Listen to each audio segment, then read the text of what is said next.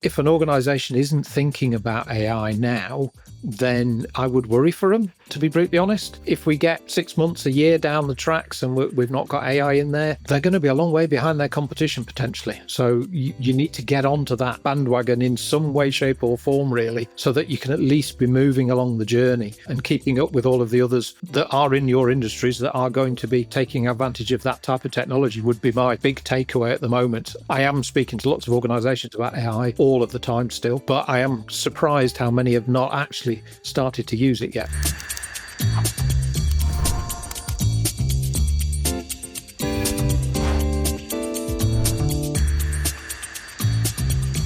Hello and welcome to the latest edition of the Technology Boardroom podcast.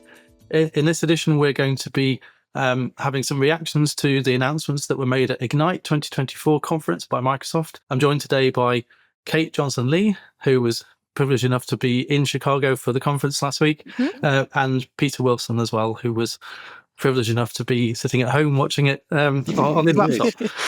Indeed, Do you want to introduce yourselves? Cool. So I am Kate Johnson-Lee. I'm a solutions consultant here at Advania, and I work in the wider employee experience team within the wider team of digital transformation. So I was definitely coming from to the conference from that standpoint. And Pete Wilson, obviously I've been on a number of podcasts already, but my role has recently changed. So I'm now looking after a lot of our cross-sell capability within Advania as we have embraced both Servium and CCS Media into the Advania group.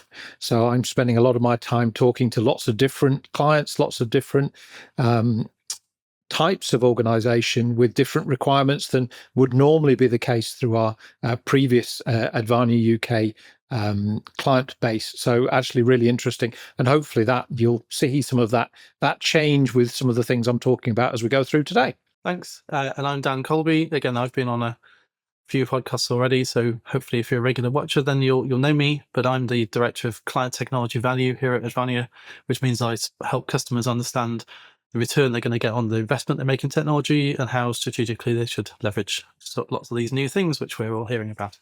Cool. So Kate, first of all, what was it like? You know, I've been to a few of these conferences before, but sadly with COVID and sort of change to the way we're all traveling, it feels like quite a while for me since I've been to such a big Microsoft event. How do you find it? Yeah, so it was my first one, so nothing to compare to. But yeah, it was amazing. It was awesome to be there in person. Drink the Microsoft Kool-Aid, and get in and amongst it. So yeah, that keynote speech was really cool, and big flashy lights and exciting announcements. And then it was great over the following few days to actually dive into what those announcements meant in a bit more detail, because they all sounded great, but I needed the further understanding to get the full picture. So yeah, really cool. Yeah, Satcher's great, isn't he? You know, I wish I had stage presence like he does. It would make these podcasts a bit easier and more compelling to listen to, certainly, I think. But, yeah, it was very impressive how much he got through in that, he brought other speakers on, but a few hours of keynote. That was a lengthy keynote. It was awesome. Indeed. And from what I'm told, he practices, like he really rehearses those things. It's not as casual and off the cuff as it might appear when he's presenting, I think. So he certainly puts a lot of effort into making sure it comes across well, for sure. Well, was anything other than AI talked about? I said to the colleagues that I was with over at Ignite, there was 7 of us that were gone over from Advania UK, that I'm pretty sure the first word of the keynote was either AI or Copilot. And the amount of times I heard, "This is your UI for AI" throughout the sessions was ridiculous. I read a post, Chris O'Brien put a post on LinkedIn last week saying he was playing a game with himself to see if he could find a single vendor in the expo hall who wasn't saying that their product was powered by AI or driven by AI, etc. And I think he completely failed. Even the sort of file migration type of technologies that you'd imagine has no place for generative AI would have been saying that they'd embraced it. So yeah, I mean, it's definitely changing everything we're doing, and well, certainly for those of us that have embraced it already and are using it. I mean, a lot of customers are still to get into piloting things like Copilot and starting to really embed it in their work. But yeah, I mean, it's really changing the way that we work, the way that we're able to create stuff, isn't it? What were the big announcements that were sort of top of your list from Ignite, then, having been there and so immersed in it, Kate? Yeah, definitely anything around the agents, and basically bringing that into the sort of user experience, and basically anyone now, well, in the coming months, being able to create an agent, whether that be in a SharePoint site or in Teams, and then hooking into Copilot Studio was just sort of mind-blowing. I could think of many use cases just for personal use, or within my immediate team, which was pretty cool. Something I was excited about was the SharePoint advanced management stuff. So it's just an area that I'm a lover of SharePoint, and for there to be a SharePoint related announcement, that was exciting. And I think it's something that's needed to be put in place for a long time. So that was really great to see. And the licensing for that's now included in the Copilot license as well, isn't it? So I think so. You used to have to pay separately for those capabilities. Obviously, they're evolving and changing as well, but now that's free of charge for anyone with Copilot for Microsoft 365. So it really helps for leveraging things like being able to check the sharing of documents and sensitive information before really getting into using Copilot. And what was it in particular about the agent stuff that you liked? I think just from my perspective, I'm not someone who can code in many languages apart from running a little bit of PowerShell. So just how easy, all the demos I saw, how easy it is for sort of front-end users to write in natural language and be able to achieve something quite powerful. It was really, really cool to see. I think this is really going to change what Copilot means to people. I do a lot of talking about Copilot, obviously, and I often describe Copilot as being your brainy mate who comes to the quiz pub with you on a Friday evening, because Copilot, in the way we've all been experiencing it, is a great generalist. It's trained on lots of very broad data. It's got access to very broad data across Microsoft 365 or anything you want to plug it into. But it if you wanted to do brain surgery, you would ask a brain surgeon. You wouldn't ask that little generalist mate down the pub. But now I'm not suggesting Copilot will be able to do brain surgery anytime soon. But what to me, the other thing is great about agents is we can now train it on specific data sets and ask it to behave in a certain way. So we know that the integrity and accuracy of the response from that agent is going to be way higher than it would be from Copilot normally. Yeah, I think it's going to make a big change to the way we all do work, to be honest, in terms of taking out a lot of those mundane, repetitive tasks that we'll be able to train an agent to do a lot of that for us. I'm looking forward to the day when I can get it to answer all my emails for me rather than me having to do it, but having a context to it rather than just putting an auto reply in there. Things like taking a lot of that mundane stuff out of my life, I think will make an enormous difference. So the more we can get done with agents, the more efficient and the more collaborative we as individuals can be again, rather than having that information overload that we've always had over the last few years. Get rid of that information overload allowed us to focus on what we need to focus on, and actually we'll become more productive and probably more enjoying life again, because we won't have all of that crud, if you like, that we need to go through. Even with the Copilot usage so far, that's one of the big bits of feedback we get from customers, that people are feeling less stressed and happier because they've got time to focus on the things that they know matter, where potentially not working on those things makes them feel quite stressed, and just what Copilot as it has been has really helped them through that. So if agents can do more of that, that'd be great. That concept of grounding in a particular sort of set of content, I think, is really important. And I think what I saw was just being able to do it with the toggle of a button now to say, only look at this content. I know, Dan, you've showed me a few prompts to say, and do not do this, and do not do that, and do not do that. But now it looks like you really can control that with a toggle to say, do not look outside of this container I have told you to look at when it comes to an agent. Yeah, I mean, there was quite a lot of power in user prompts, but no guarantee that Copilot would follow that prompt, I think. So at times, very prescriptive prompts work, and at other times they don't so much, because it's still down to the Gen AI as to really what it looks at. So obviously, lots of our clients are still considering Copilot as a route forward. There's still lots of people testing it. And there's still lots of discussions out there around security and the fact that obviously oversharing is a challenge.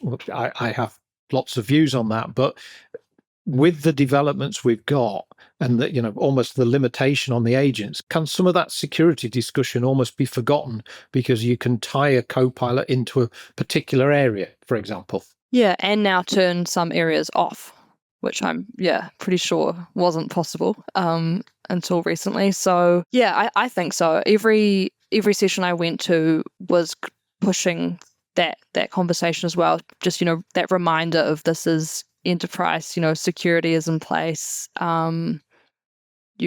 Sensitivity labels can be pulled in many different scenarios across many apps. So I think as long as people kind of get that understanding and get that message that if there's an agent in a Teams chat and you don't have access to that document, you're not suddenly going to have access to the response via the agent. So they basically demoed all of those scenarios in the sessions, which made you feel quite confident that you can't suddenly get it just because you've asked the right question. Which to me is fantastic, because that has been one of the main concerns people have had. This AI capability that will find all the information you're not supposed to find. So if we've got controls on that in the application itself, I think that will hopefully put people's minds more at rest. Be interesting to know what type of use cases were built around agents and that more autonomous process. And the reason I ask is because I think this probably isn't a common thought that people have had about Copilot, but a lot of my career I've spent working with large ERP systems like SAP and Oracle and then Microsoft Dynamics, etc. And I've always been a bit skeptical. There's a school of thought of people that say, well, you don't need those systems. You can build this thing in SharePoint instead. And I've always been very skeptical that that's the case because of the amount of data that are held in the databases of those ERP systems and the very good prescriptive process that they follow. I think is a dangerous thing to try to completely replicate in a platform like SharePoint. The flip side, though, is those systems nearly always create a huge burden of administration. We've all seen it, haven't we, where this thing's supposed to make everyone's life a lot better and suddenly everyone's 150% as busy as they were previously because whilst the system does add value, it also creates a lot of administration. And I'm almost thinking with this agentic AI approach, when thinking about a business process and a business system, everyone loves to say over the last few years, so let's be cloud first, etc. I think you should be automation first when thinking about a business process now. Whereas what we've done in the past is we've selected systems that we think are good records of data and that have some good process, but we've often increased the human administration needed on top of that. Whereas if you approach, or if you had a blank sheet of paper, or if you're more likely transforming the way a business works, we've got the opportunity to be automation first now, which I think is quite powerful. In the past, it's always been kind of let's automate something to try to slightly improve that element of it. Whereas if we can approach everything in a kind of automation first way, that could be quite interesting. That's more sort of personal reflection of mine. But did any of the sessions delve into that kind of concept? There was a good session I went to, which was sort of, talking you through, don't get to the advanced automation straight away. You can take it in baby steps. For example, now you could pick up a Power Automate flow and slowly turn it into an agent. So you don't have to start from scratch in that way, pick up current business processes. But it was sort of, start simple, start with just retrieving information and then slowly build up to more, basically, it doing your tasks for you, as Pete said, so he doesn't have to read and respond to emails. But that was quite a good way of looking at it. There was maybe 4 examples of different progressions of different app examples or agent examples that you could take sort of slowly. I think Pete's email example is a good simple example of the point I'm making, where yes, you can use AI to help you read the emails, but you could just get rid of the email in the first place. And if the business process doesn't involve that email, then you don't create the problem of needing to read it.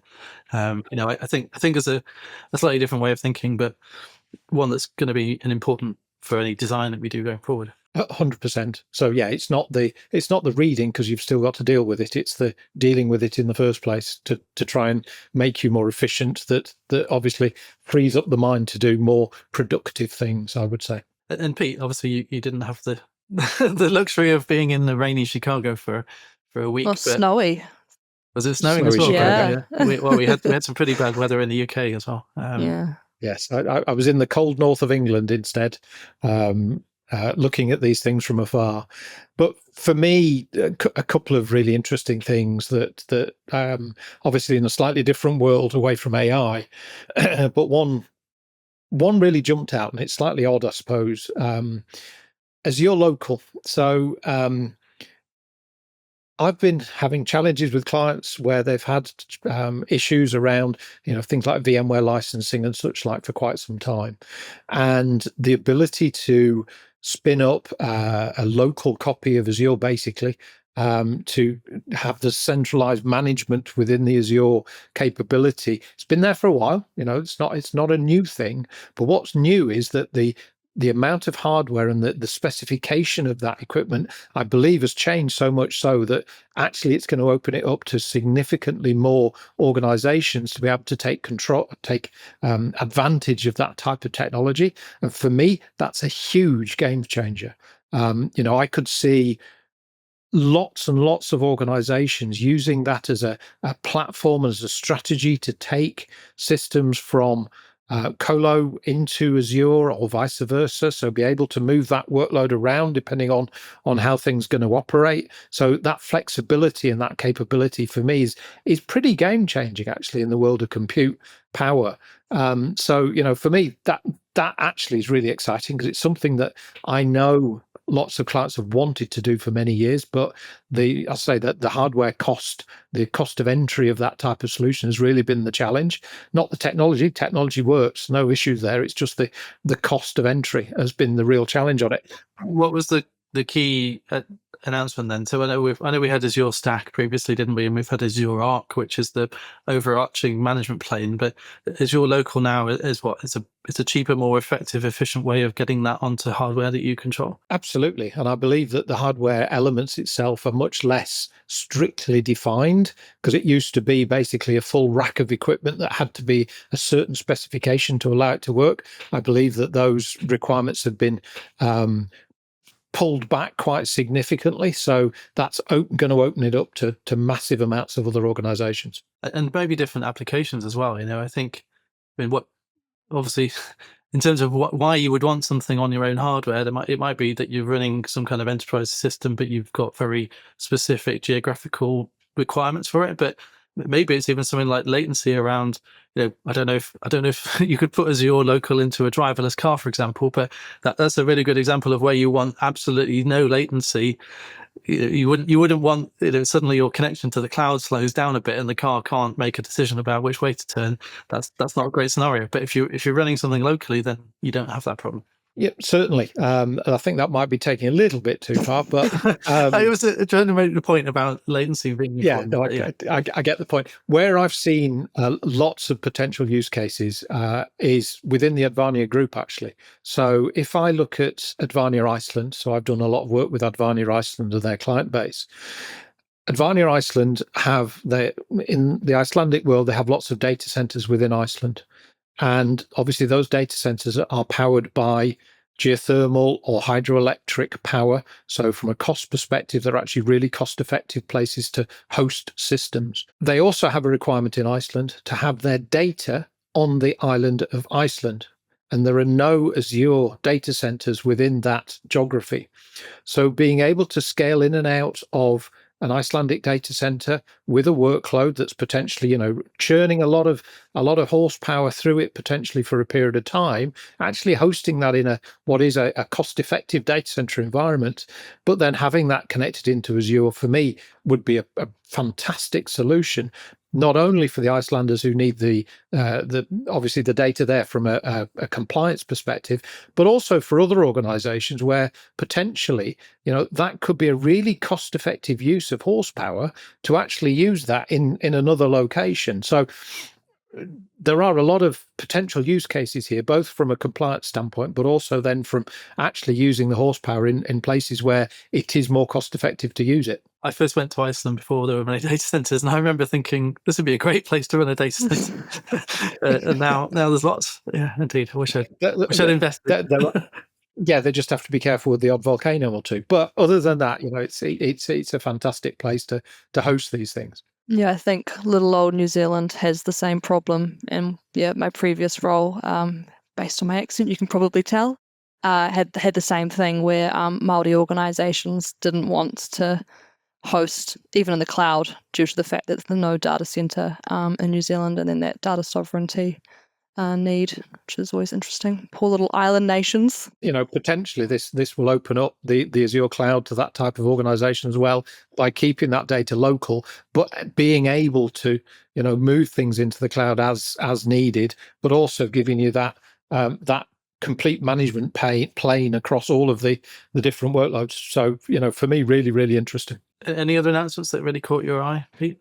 For me, one of the other interesting pieces, and it wasn't necessarily just an Ignite announcement, but is around the Copilot Plus PC. The ability to actually have processing power for your AI locally on your device now, I think is really, really going to transform the way a lot of people can use AI, because you're not just using cloud resources to power it. You're actually going to be able to pull some of that down onto the device itself. If you look at the circular nature of our industry, we're always going from everything being cloud-based to everything being on our device. Well, we're coming back. We're bringing some of it back onto our own devices again to give us that performance that we need for that AI capability. So the Copilot Plus PC for me is going to be pretty game changing, with all of this fantastic capability that we've got from AI. But also, if you think about our clients, a lot of our clients will have bought new laptop type devices around COVID time, quite likely. So, they'll all be coming up to 3, 4, 5 years old now. So, lots of our clients, I believe, will be interested in new devices in the near future. So trying to take advantage of those latest Copilot Plus capabilities, it will be game changing for them. It will be game changing the way that they're using AI, and I say getting a device that's capable of actually, using the software properly, rather than older devices like we have today that potentially might struggle. The more you're trying to do with it, the processing power or the bandwidth isn't quite there. We'll bring it locally with the processing power, and it should make an enormous difference to the way we do things. I agree. Yeah, and I think even if you wouldn't use it immediately, it's a good bit of future proofing. Because look, if we'd been having this conversation, often clients are on a sort of 3 or 5 year refresh cycle, aren't they? As you said, a lot of people bought lots of hardware at the beginning of COVID. If we'd have been having this conversation 3 years ago, or if our 3 years younger selves watched us having this discussion, I think we'd think we've all gone mad. Like the capability that's come out and is now available in the last couple of years is just mind blowing. So, trying to protect against or put yourself in a position to leverage that as it will evolve even further in the next 1, 2, 3, 4 years, I think, could be a good investment there in terms of that Copilot Plus PC. I think so. And, if we think about the future, we think about AI, as we've already mentioned, it was AI everywhere at Ignite. So, everything is going down the AI route. If an organization isn't thinking about AI now, then I would worry for them, to be brutally honest. If we get 6 months, a year down the tracks and we've not got AI in there, they're going to be a long way behind their competition potentially. So you need to get onto that bandwagon in some way, shape or form, really, so that you can at least be moving along the journey and keeping up with all of the others that are in your industries that are going to be, taking advantage of that type of technology, would be my big takeaway at the moment. I am speaking to lots of organizations about AI all of the time still. But I am, surprised how many have not actually started to use it yet. No, I agree. I find it difficult to believe that, that people don't use it. But obviously, there's a lot of people that don't. Sorry, Kate, you were going to No, say. you're all right. I was just thinking about some of the times I was sitting in those sessions last week. Obviously, you're seeing the newest and greatest functionality, but a lot of the time thinking of some of my clients and being, oh, they're still on network share drives. They're only just jumping to 365 now and just getting an intranet. If I showed them this new world, they couldn't ascertain how to get to the new world. So yeah, it's great to know what's coming, but then we also need to think about that actually some clients are not there yet. And it's a good point, that we do have clients that are, using old file systems, for example, where we can't necessarily tie up AI into those file systems. So is going to be a challenge. Was there anything about that specifically at the conference? I didn't see any particular sessions, although I probably wasn't looking for them either. But that's definitely one of the Copilot Studio use cases, though, isn't it? That if you've got some legacy data sources or you've got some very specific database, you can connect that through into Copilot or to one of your agents using Copilot Studio. But yeah, I think Microsoft often make that assumption that you're fully into their world when that's really not the case for many customers, is it? And a piece of hardware that caught my IP as well was the Windows 365 link. Windows 365 was quite dear to my heart at one point. I helped launch it in the UK. I was under NDA around it for about a year before it actually launched. And I wasn't even allowed to talk to other people within Advania about it. But yeah, so Microsoft launched what's effectively a thin client device that is pre-configured to join just into a Windows 365 environment. I mean, what's your thought about that? Because in some ways, that bucks the trend of what you were just talking. You were talking about making the hardware in the user's hand more powerful. Actually, that's about. I guess it's still about bringing the power to the desktop, isn't it? It's just that desktop itself is sitting at the center of the cloud rather than the edge. Again, I speak to lots of different organizations, and if I was to look at from a manufacturing angle and look at within a manufacturing plant having devices within the plant that need to access systems, design systems or whatever it might be, then having some sort of thin client device has been and still is, one of the favorite ways of actually providing that, because, very few moving parts. It's more stable. It's less likely to break in what is potentially a really brutal environment. So having that type of technology, yeah, absolutely is a great idea. It's Microsoft, I think, thinking outside the box a little about how they can make best use of that Windows 365 platform, rather than building, a full AVD or a thin client system in Azure to power all of these thin client devices. Microsoft have actually come out with their own device that will automatically connect. So for me, yeah, it makes absolute sense. I think it's a great way forward. Will simplify the way we design environments within that manufacturing space, because we won't need to put a full wrap around a kiosk PC, for instance. So giving people a full PC that we need to lock down, we can actually just enable it to be, in effect, a cloud device. So yeah, it makes perfect sense to me. Only caveat is, in a factory world, obviously, lots of our clients will have manufacturing systems that are actually local to their manufacturing plant. And if that is the case, I'm not sure how the Windows 365 interface into what potentially is on-premise systems is going to work very well. Unless it runs in Azure local, obviously. Well, unless it runs in as your local, absolutely. But it's another one we need to work through in terms of how that's going to work. But absolutely, in that type of, maybe it's a retail type environment where systems are all cloud based anywhere, and you just need a quick and easy terminal to get you to access that from a retail type environment. I can see that being a fantastic solution. Kate, we've made fun of you a few times about going to Chicago for the week, but any sort of personal reflections on what the conference was like? The technology and announcements aside, what was it like being there in person, and how was the experience like? Tiring. I came home a bit of a shell of a human over the weekend. I suppose you were just sort of on all the time, whether you were at the conference or out with colleagues or some of the events in the evening. But yeah, it was also a great opportunity. It's funny when you literally go to the airport and you're going with your colleagues, but some of them you haven't met or you haven't met in person. We were still kind of introducing each other, or introducing ourselves to each other. So it was great to just have those other conversations with people I haven't crossed paths with for any reason. So yeah, Ross Taylor was there, and he's all across the Azure space, which I cannot talk to. But yeah, he had lots of different insights that I wasn't kind of aware of. So yeah, that was really cool. Managed to get to an ice hockey game, which was cool. So really soaked in the full American experience. And then yeah, had a little bit of snow as well, but it didn't settle for more than 24 hours.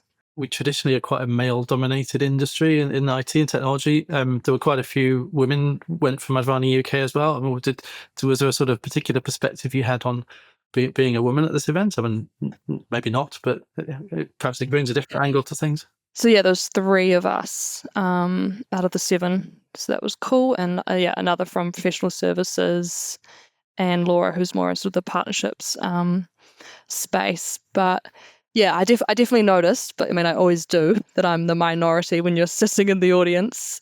Yeah, I think I shared this little tidbit already internally, but it was funny. It was the first time in my life that there was no line for the women's bathrooms, and I witnessed lines for the men's bathrooms. So that was great. I enjoyed watching them sit in the line and experiencing that bizarre phenomenon for them. Last big Microsoft conference I went to was in Vegas, and the Queen played a concert on the last night as a event for us to go to, and I was very ashamed I didn't go, just on the basis that I didn't want to have to queue up for the bar and then queue up for the toilet. So I missed the Queen concert because I just knew there's going to be way too many people there, and it was just going to be one big queue. Went and had a nice steak instead. But then I watched Bohemian Rhapsody on the plane on the way back, and felt very guilty that I'd not been to see them. I was going to say, yeah, I think you probably shouldn't have told us that story, Dan. That's terrible. There we go. But there we go. Yeah. No, we didn't quite have any extreme post-conference entertainment like that, but they did have a cool, it was on the Navy Pier. I don't know if you've been to Chicago, but inside, which they kept reiterating as it got cold. And they had different sort of transport line themed areas, so the brown line and the red line and the green line, and different food from around Chicago. So some hot dogs, deep dish pizza. What else did we have? Some dumplings from Chinatown. So yeah, it was quite fun. Sounds nice. Yeah, I say North Lancashire doesn't quite match Chicago, but there we You go. got a hot pot, Pete. You had. Yeah, absolutely. Yeah, black pudding and hot pot. Absolutely. Although the observation of the deep dish pizza was that it's basically just a quiche. Right, on that bombshell, I think we could probably draw the conversation to a close. Well, thank you, Kate, for being adventurous and going to Chicago so that you could report back for us. Glad you got home safely. And thanks, Pete, for reporting from Lancashire. Just as exciting, obviously. Yeah, great to hear both of your thoughts on the announcements, and look forward to seeing some of that technology come into practice.